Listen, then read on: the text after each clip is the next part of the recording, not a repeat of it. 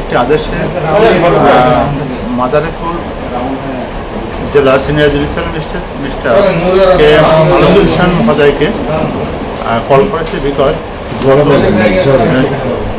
4/9/2023 তারিখে একটি মামলার কার্যক্রম 6 মাসের জন্য স্থগিত করে তার মেয়াদ শেষ হবে আগামী 3/3/2024। তিনি হাইকোর্ট ডিভিশনের আদেশ পাওয়া সত্ত্বেও 6 মাস উত্তীর্ণ হওয়ার আগে আসামিকে ওই কোর্টে হাজির হওয়ার জন্য একটা আদেশ দিয়েছে। সেই আদেশটি আমরা হাইকোর্ট ডিভিশনের দৃষ্টিগোচর করলে হাইকোর্ট ডিভিশন তাকে ব্যাখ্যা আছে সে কেন এই ধরনের আদেশ দিয়েছে।